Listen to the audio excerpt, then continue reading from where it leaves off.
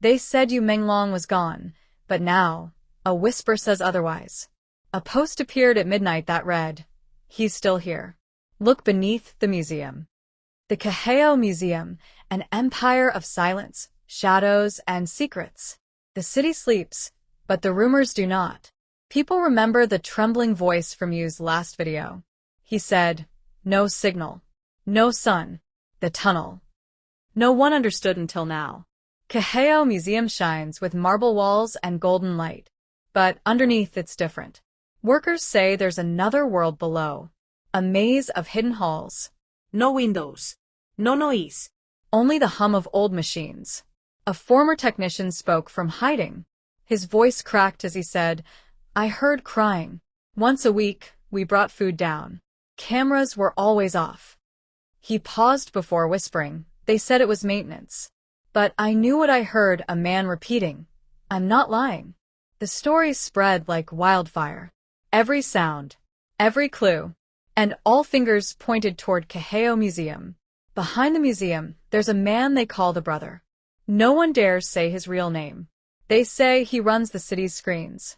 Every film, every show, every silence.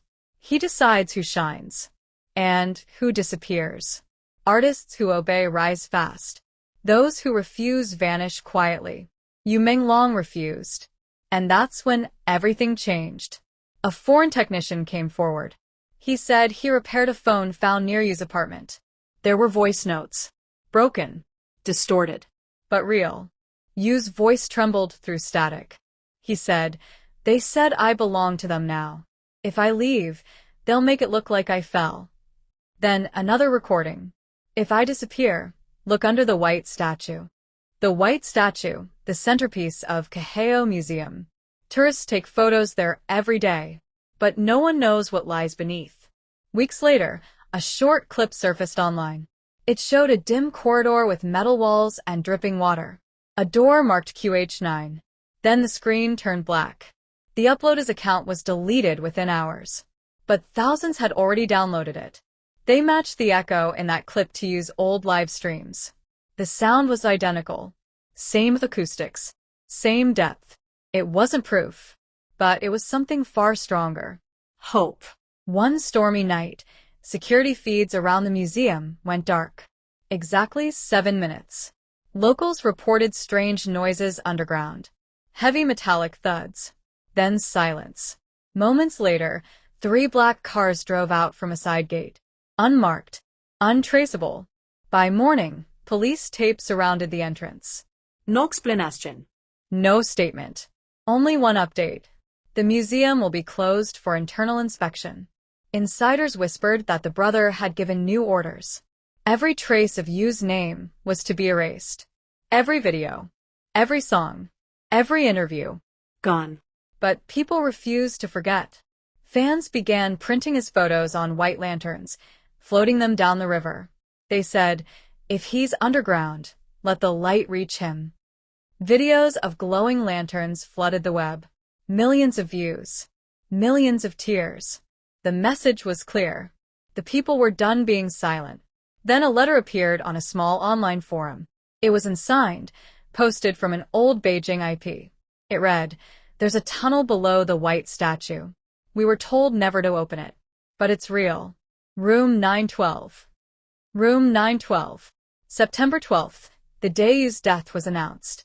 The post was deleted in 2 minutes. But not before screenshots spread everywhere. Everyone started asking the same question.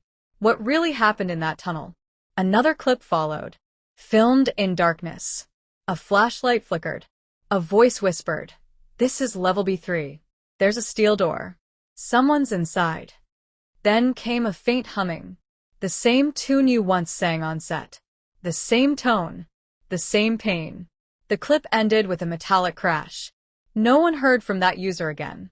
Weeks later, a mysterious file appeared on encrypted forums. Title: Project Lantern, QH912. It contained security snapshots. Grainy.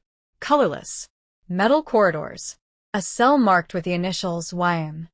Before it vanished, over 5,000 people saw it. Some said it was fake. Others swore it was real. The debate didn't matter anymore. The world had already decided something inside Qihao Museum wasn't right. Months passed. Then the families began to speak. Mothers, fathers, all with the same story. Their children were rising stars. They disappeared after signing exclusive contracts. Every time they asked questions, they were told to stay quiet. One mother cried during a live stream, holding her son's photo. She said, "He called me once," whispering that he was underground. Then the line went dead. From that night, the internet exploded. Anonymous accounts leaked coordinates, old documents, maintenance plans. One file showed a passage beneath the museum labeled Old Tunnel B3. Investigators confirmed the structure existed. Officially, it was sealed for safety. Fans didn't believe that. They demanded entry.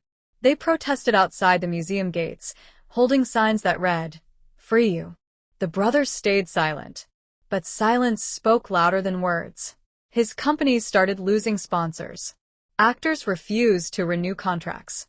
Even reporters who once ignored the case began asking questions. One whispered during a live broadcast, "If he's truly gone, why keep hiding the tapes?"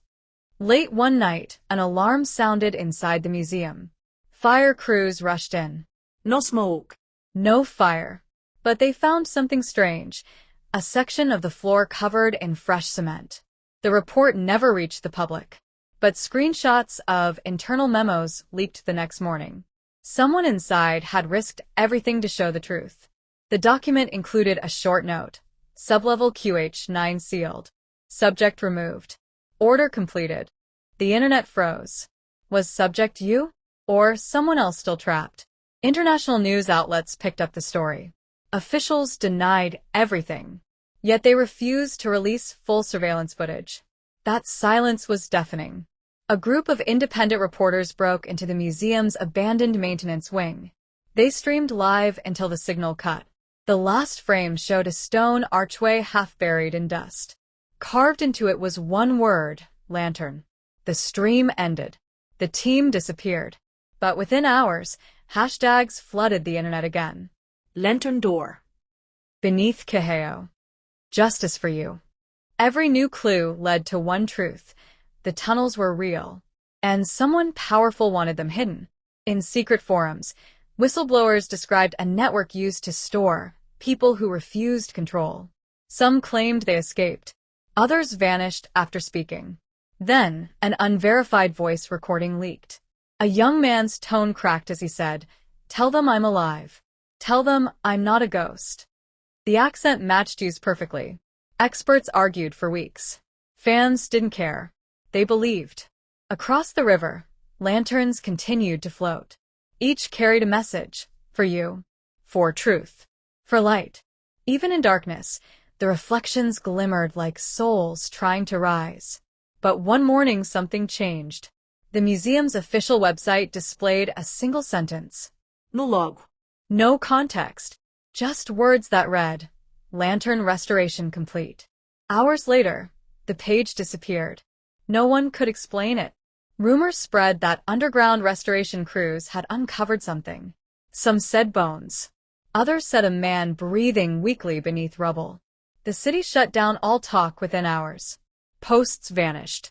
Accounts were locked. But it was too late. The truth had already escaped. New footage leaked, grainy and dim. It showed rescuers pulling someone from debris under the museum. Half conscious. Covered in dust. The face was unclear. But the voice was unmistakable. He whispered, "Is it morning yet?" Then the clip ended.